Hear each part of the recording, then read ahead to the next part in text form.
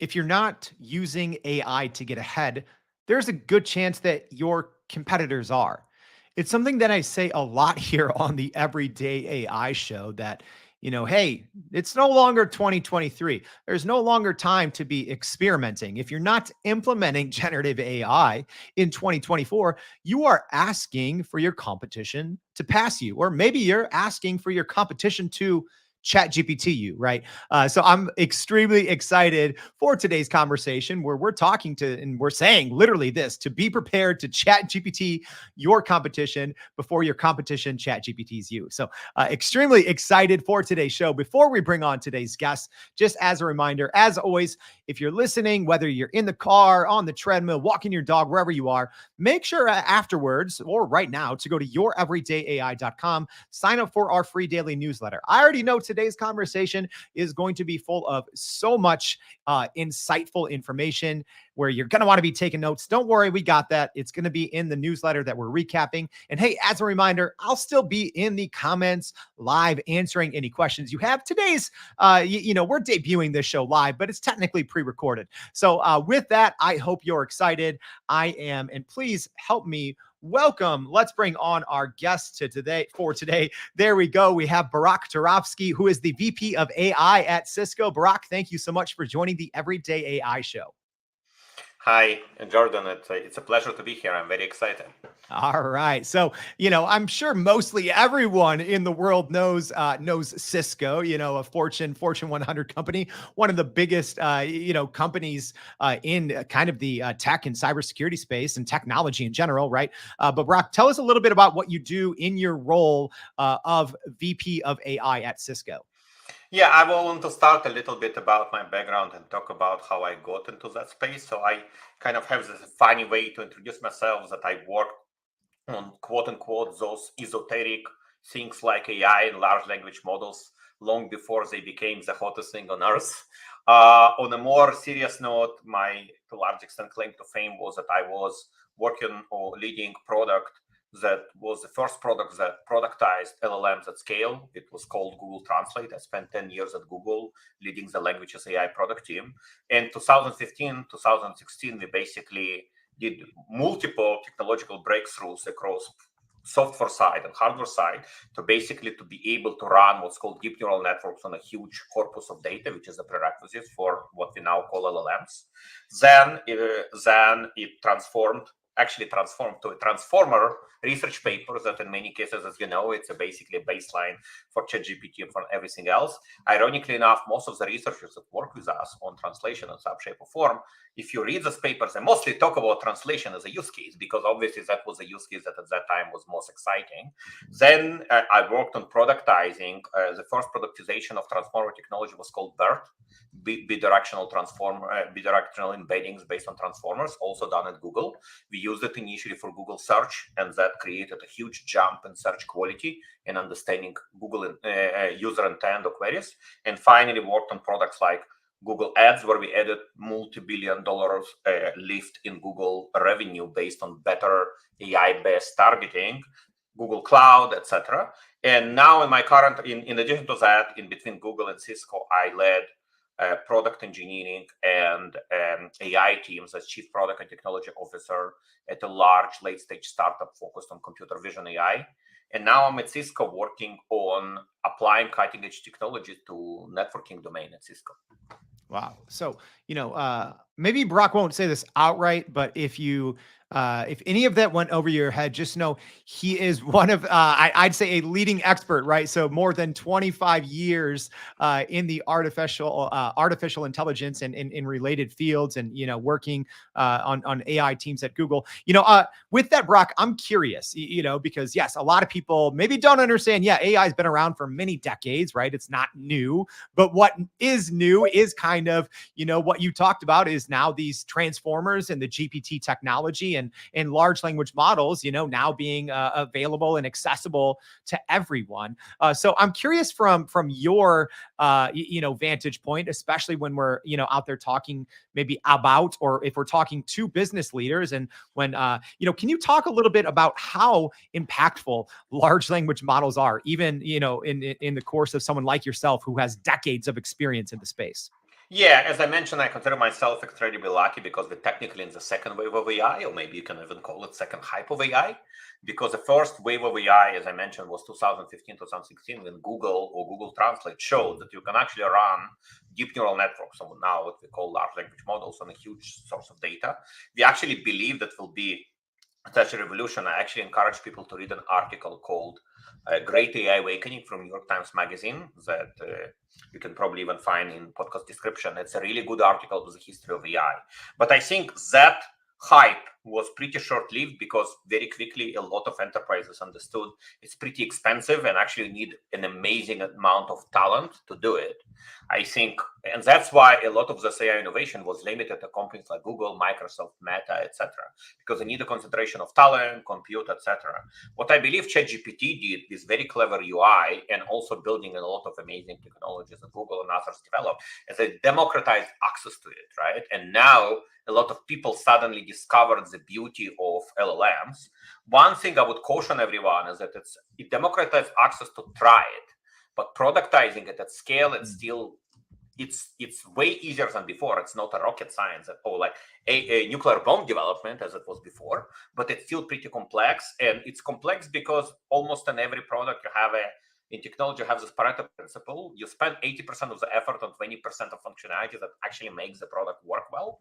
So, but as I said, a lot of use cases, this technology makes a lot of use cases way better than it was before. Mm. And speaking of use cases, I'm excited to dive into that here, and we're going to be talking about that a little bit.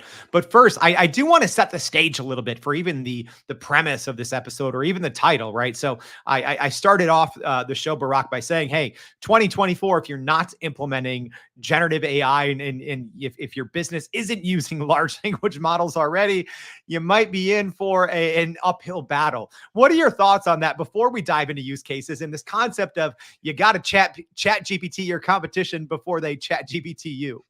Yeah, so we'll talk about the use case. Obviously, not every use case will be immediately available or served by LLMs, but there are many use cases and many areas where it will be pretty technology is mature enough that could be productized well. So if you take it, if we start on like generic statements that any business, sizable business that has sizable number of customers, I believe will have must connect their internal knowledge sources, databases, and internal communication channels across emails and chats and speech to be served through large language models. If they do it, I think they will see pretty significant increase both in customer satisfaction and in productivity. But if they don't, I believe within 3 to 5 years, there will be a very increased risk to be disrupted by their existing competition or newcomers that will be able to offer way better level of customer interactions at a fraction of the cost. And I think it's something that needs to be taken very seriously. Yeah, and kind of beside the point, but kind of related is, at least my take on this. I think that especially small, medium-sized business owners don't fully understand generative AI and don't fully understand large language models. I tell people, kind of the lines between large language models and traditional internet search seem to be blurring, right? So when you talk about Google's SGE, and bringing this, more of a large language model type search into Google, Perplexity, we just saw a new model update, GPT 4.0 from OpenAI today. Should business owners even start to think of the two kind of the same, right? Just like you wouldn't, put together a big presentation without using the internet. Should they be putting together a big presentation or a big sales deck without using a large language model? Yeah, it obviously use case dependent. I would argue that for some simple use cases, it might be important, but it might be less important. But Mhm. definitely when you look at scalable business with sizable number of customer interactions, I think then where it becomes way more important. Again, as I said, on a local level, on a medium to small businesses, it also depends on your competition. But yes, even on a small level, if your competition is starting to use it, if we create a small chatbot that shows, in an interactive way what products and services you offer, that's by itself could be very powerful and start taking away share of your business.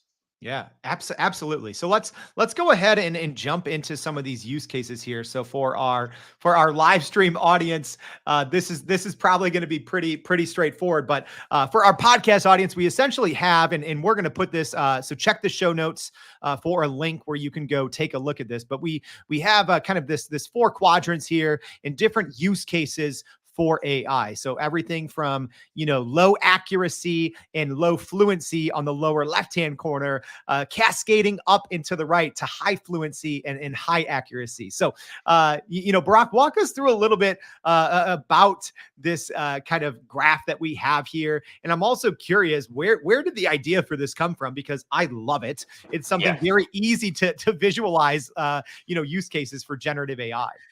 Yeah, it was actually very funny. The idea came from the fact that when ChatGPT launched, I was on vacation in Hawaii. And then there was, I don't know if you remember, but it was a classical market panic or market excitement that Google is finally disrupted and Microsoft will take all the share because they now have an open AI. So literally every investor in the world wanted to talk to me to understand, because I had no clue what it is and is it true or not? Should we short Google now? What should we do? And I was basically explaining to people that actually I believe search is not the best use case to start with the LLMs. And people listened to me and said, oh, wow. And I basically was explaining to them the biggest misconception is actually the fluency, between fluency and accuracy. And people like, oh, wow, all those investors told me you just totally publish it because it's so helpful. And I was actually very proud that within 3 months, as people looked and said, oh, Google share is not really moving and Microsoft is not disrupting. And don't get me wrong, Microsoft will do a lot of money on other places like cloud, but definitely they're not disrupting search. And that's probably partly because it's like this framework. So I basically came with a framework that a lot of people find very helpful. And I wanted to dispel some of the misconception, because I believe the biggest misconception and this overexcitement about LLMs is that people, especially people who are not in the industry like for 10 years like myself, they suddenly discover that machine can produce content that is in many cases better than average human produces. You're talking about the what I call fluency, the polishness, the confidence of ChatGPT answering questions are pretty amazing. And it's amazing technological advancement that is built on top of clever UI, plus all this transformer technology that was developed by Google and others. But I think what people tend to forget is that high fluency, creating a very compelling story, polished, charismatic story, doesn't mean providing correct or accurate information. It's a very different dimension. It could be extremely polished, extremely confident, and still say complete crap. And my example of closest human analogy to this behavior, LLMs at the end of the day answers the question or guesses next word or next sentence, right? So think about a person who can confidently and in a very polished and charismatic manner talk literally about any topic in the world, but they're prepared to give you an answer. If you ask them a question they don't know, they will never say, I don't know. They will make up stuff on the spot. And because they're so good at it, their delivery is so polished, you will actually believe in what they say. And it's very dangerous. Human analogy could be con artist who does it on purpose to defraud you. And that's why con artists are so successful, because in many cases, their fluency is amazing. It's the delivery, especially in topic you don't understand. Or it could be very successful entrepreneur. Good example is Steve Jobs, who basically had a reality distortion field and sold things that others didn't. There might be less good examples, I don't know, like FTX, where you speak and you really believe in what you do, but it's actually not necessarily true, right? So all those examples, at the end of the day, the results are not necessarily great. That's why it's really important when you think about the use cases to look at this over two dimensions and not one, and not be only influenced by this fluency. And finally, I believe another thing that I represent by colors in this 2x2 grid is also be very realistic. What is the consequences or what is the risk of getting the answer wrong? Because if it's a low stake use cases, it's probably okay-ish. And I will give an example. For example, in those who can see it or can after in the notes look at my framework, in the low accuracy, high fluency quadrant, we have a bunch of green bubbles, which I call low stake use cases, that are roughly creativity or productivity use case, like writing science fiction book, writing children's book, composing music. The beauty of it, there is no objectively right or wrong answer here. It's all about the stories. That's a perfect use case where like fluency is so important. If you look on the other side, on the left, in the low fluency, high accuracy, high fluency use case, you have a bunch of red bubbles.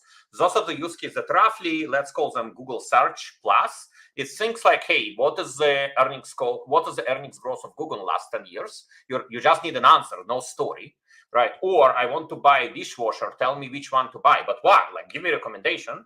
Or I'm going to Paris and I want to get a recommendation for an hotel. You do need a story, you need an explanation, but if a story will come with an accurate data, that doesn't help. The product is useless, right? Mhm. And then in between, you actually have very interesting use cases that I call them productivity enhancement use case. Those are use cases like writing business memo email, or like creating a business presentation, or writing a review. The beauty of it, it's not that it's not important. It's important use case. The beauty of it, you start with a draft, and draft, you need both a story and pretty high accuracy. And the beauty of it, if it's a draft, is that unless the people are really dumb, they will not send it automatically or not publish it automatically. They will use it as a draft. And the division of work between machine and human would be, machine, please give me a good story, because many of us, Jordan, you're probably an exception, you're probably good in stories, but most of people have really good mastery of their facts, but they're struggling to create a story. It takes effort and time. If you help them create a good story from the facts, it's a huge productivity boost, huge value creation for a lot of people. And if you create the UI right and explain to them, hey, it might be wrong, it might be inaccurate, make sure you double check and adjust if needed, that's to me a very compelling product to start with. I would not start in use cases where you actually need high stakes. If you make a mistake, it's actually bad, right? And also use cases like search, because we are talking about enormous scale here, right? You're creating millions of presentation, billions of search queries. In search, you cannot really put a person behind every query to validate it. And if you ask users to validate it, that's effectively what search does today. So I would recommend people to start with use cases that are much more grounded in value creation of creating a good story versus get me the one answer right from the beginning. So that's basically the gist of this. What is more important for the use case? The more the fluency is important, the more the story is important, the better it's a fit, the use case is a fit for LLMs, at least in the short or medium term. Yeah, and this is again, this is one of those. If you're on the podcast, we always appreciate your support, but you got to come watch the video of this, or make sure to check out the graphic that we'll include in the show notes, because I really think that does really just help better understand the framework for using generative AI, right? And know when it's just, okay, is this just maybe high fluency? Because Barak, it just because something is highly fluent, right? Just because a large language model can spit out a bunch of content doesn't necessarily mean that might be the best use case just because it is a use case. So speaking of use cases, let's go ahead and talk here. So now we have some more illustrations here on the same graphic, but talking about different actual use cases. So walk us through here about some of these specific use cases, and then we'll kind of dive into that. Yeah, so I mentioned it a little bit, but here in this graphic, it's the same 2x2, but I just created two clouds, so to speak, to basically, I noticed something very interesting trend. The basic, no, it's actually going back, here. Yeah, so the trend here is that what I called the area of creator workplace productivity use case, it's actually a very good fit for LLMs, because as I said, it's either there is no right or wrong answer. So accuracy to some extent doesn't really matter, or you cannot really measure it objectively. But that's for industries like entertainment, etc. It's very specific industries that I'm not an expert, so I don't want to talk too much about it, even though I partnered with someone and wrote an article about it. Just to me, it was like a testing ground to understand whether my framework applies. But if you think about some of the yellow bubbles on the visual, and even some of the green bubbles, is like writing business memo email or creating business presentations. That's to me the crux of the use case that can start become useful in the enterprise setting. And if you kind of focus on families of use cases. So families of use cases, in my opinion, in short and medium term are relevant. One is entertainment that I mentioned. Perfect use case, even though it has other dynamics. It's highly litigious industry. There is a copyright protections and all this kind of stuff. But the use case, technically one is a perfect use case. No right or wrong answer, story is important. The next one is what I call workplace productivity. And I think on a high level, it's two big buckets. The first, they are kind of interrelated. The first one, I call them roughly customer-facing interactions. What it means is that anything where you have frequent interaction with the customer, where actually story and facts both are important. But this use case like customer support, technical support, sales, service, etc. Another use case that in many cases in highly technical domains, for example, the networking domain like Cisco, is interrelated related to coding. Coding, by the way, is a very good use case for LLMs because to some extent it's a language. There is a reason those models are called large language models, but that's human language. Coding is a human created language that was created artificially, and it's much more structured. So LLMs are very good in dealing with that. And in some use cases, you actually combine those two, because in many cases you need to run code to resolve some customer problem, right? So that's a very important use case. And finally, the last one, I call it education/professional certification. As you probably know, ChatGPT passes bar exam, medical exam, science exams with flying colors. One of the reasons for that is that it's actually very good in understanding and choosing from closed number of questions, because it's very good in reasoning of understanding slight nuances in questions. That's what usually do. It's not an open-ended question. It's actually understanding from a choice of questions. And there is multiple interesting use cases related to professional certification or education that I think will be very relevant to LLM. So that's on a high level. Again, it's not an exhaustive list of use cases, but that's kind of how I basically look at the framework and then try to translate it to some specific families of use cases. Yeah, and like I've said multiple times, you've you've got to just be able to take a look at this. So we're gonna include this in our newsletter as well, and break it down a little bit more. But Barak, let's talk a little bit, because I think now any business leader, any decision maker, heard what you just said, and if they weren't already, all on board with using large language models for certain use cases, I'm sure they are now, right? Like, you can't just listen to someone, with 2.5 decades of experience and break it down this simply and still say, I think my business is going to pass on this whole large language model thing, right? So maybe let's talk about, how you actually choose the right model for the right task, because I know there's no blanket answer for that, but how do you go about, right? So you see all these stats and these McKinsey studies that say, oh, large language models are gonna automate up to 80% of knowledge work, and everyone's scrambling to figure it out. How do you find the right model for the right task, and how do you go about making sure that it's actually working for your company? Yeah, so I believe there is also a bit of a overhype, or maybe misconception. And again, it's totally understandable, because ChatGPT, which I call maybe first of all a little bit of methodology. There is no small language models here; they're all large, right? There is like large, homongous, and gargantuan, something of that sort, right? So those homongous or gargantuan large language models like Gemini or ChatGPT 4 are pretty amazing.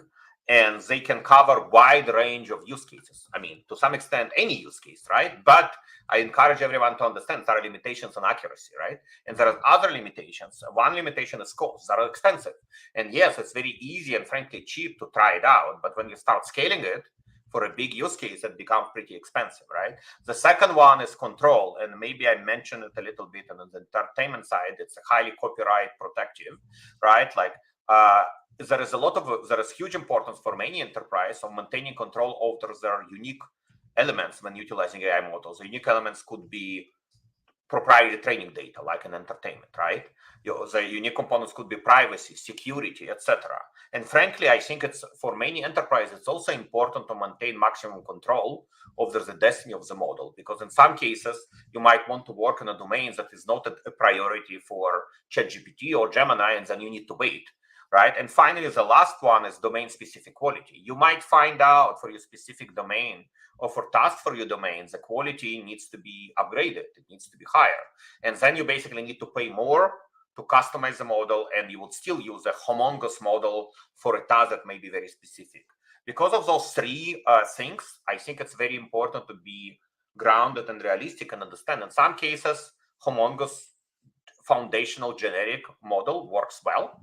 But in some cases, if you have a relatively constrained use case and you want to achieve better accuracy with lower cost, you might actually go and try to create what's called fine tuning your custom domain specific model. And the good news about it, until a year ago, obviously doing it on your own required a lot of talent, a lot of compute.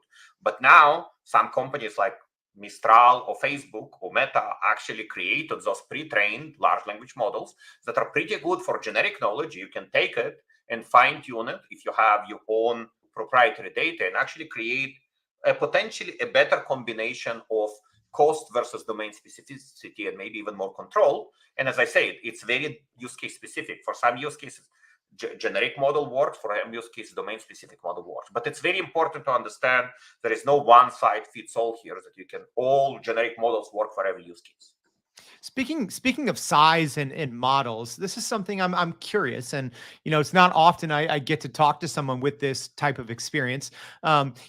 My viewpoint, and this is from an outsider that doesn't know a lot, but you mentioned Mistral and Meta's Llama, right? And it seems like the models that they're coming out with at least are getting smaller, right?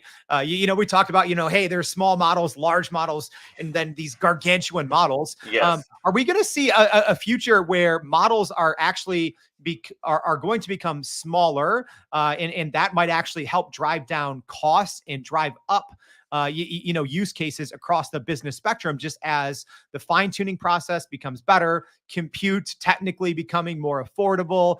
Is that a trend that we're going to see, as smaller models for more specific use cases? Yes.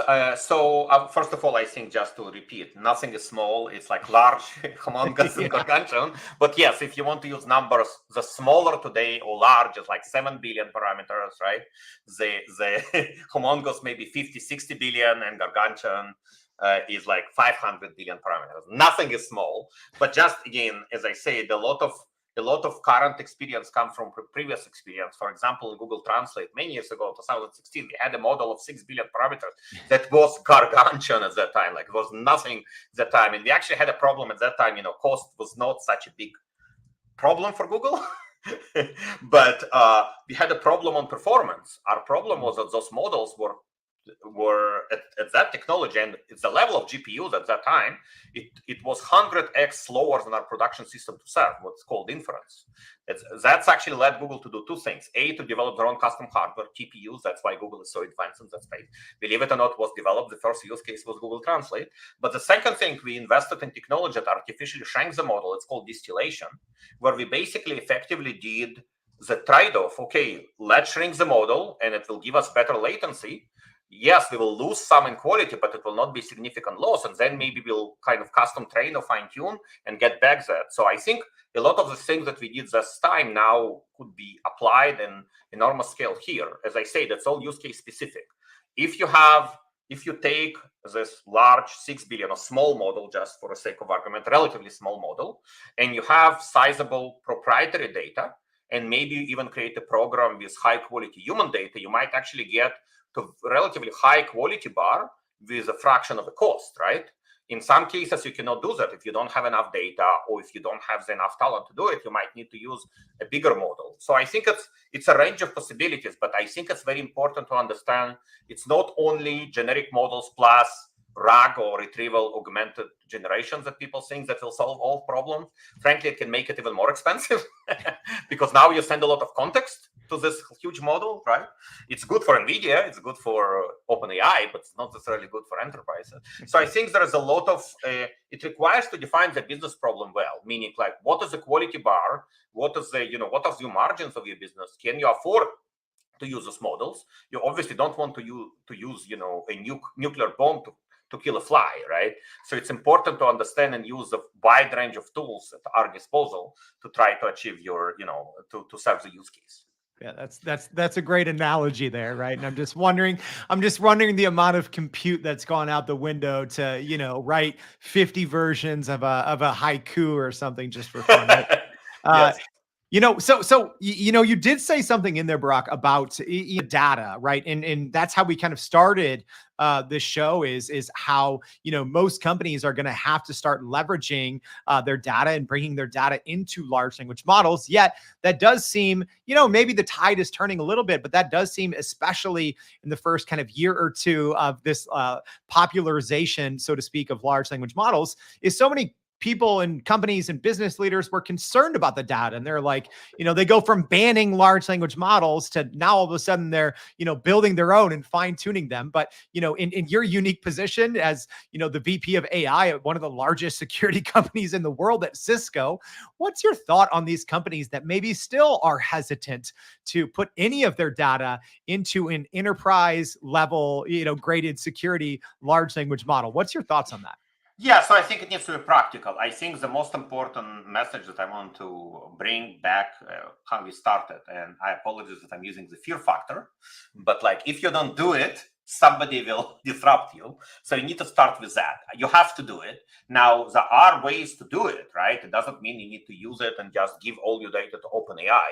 That's why sometimes creating a custom model and investing in some kind of a small amount of high quality talent to develop those models. If you're worried about control, if you're worried about privacy, if you're worried about security, invest in your own custom domain specific models. There are also other range of possibility. For example, if you prefer if you're worried about security of OpenAI, you can use an enterprise-grade version of OpenAI through Azure. You can use Gemini through GCP. You can use Anthropic through, AWS. That's the beauty of a cloud-based provider that can provide you a way better level of security and privacy. But again, it depends on the industry, how important the data is, how proprietary you consider the data. Are you okay that this data will be used potentially to sell to your competitors? There are all those questions that are very important to address. But the good news is that there is a range of possibilities how to address it, especially for enterprises. And they definitely need to think about it, right? In my opinion, just say we'll ban it outright. It's not applicable. If you have large number of customers and customer interaction, I think you're setting yourself for being disrupted, right? Mm. All right. So Barak, this has been a conversation that my hands are hurting because I've been typing so many notes because we've talked about, kind of your very useful framework on the best ways to leverage or to when to use AI for certain situations. We've talked about different use cases, from entertainment and customer facing interactions. And then we talked about how to find or when to use the right model for the right use case. So, as we wrap up, maybe what's your best piece of advice, for someone that is out there now, again, not saying we're, going the fear factor, but maybe someone is now a little scared of saying, we've been hesitant and I'm scared that some of my competitors are going to be doing this. What is your one takeaway piece of specific advice for those people in order for them to really leverage generative AI?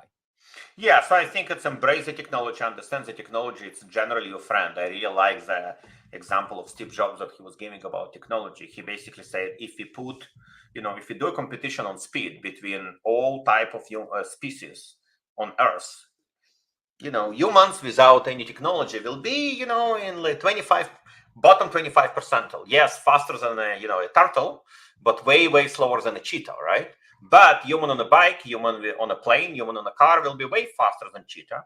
So I believe that's a very good analogy of technology, but it requires you to learn new skills, right?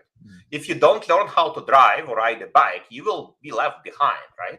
So you need to look at this technology, understand it's your friend, it's your strategic potential to take your business to the next level, but you need to invest in understanding it. You need to invest upskilling yourself and upskilling your organization to be able to meet this. Yes, it's very exciting, but also frightening challenge. But we need to embrace technology.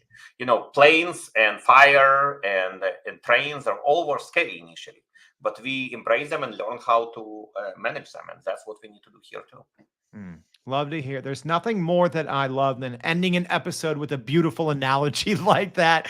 Oh, wow. This is a good one. So, Barak, thank you so much for joining the Everyday AI Show and sharing all of your insights. We really appreciate your time. Thank you. It was a pleasure.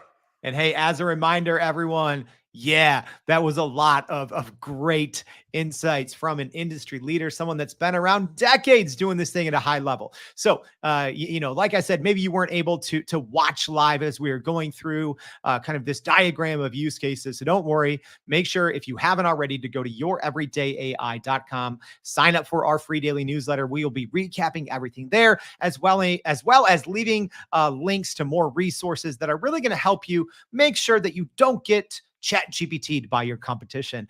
Thank you for joining us, and we hope to see you back next time for more Everyday AI. Thanks, y'all.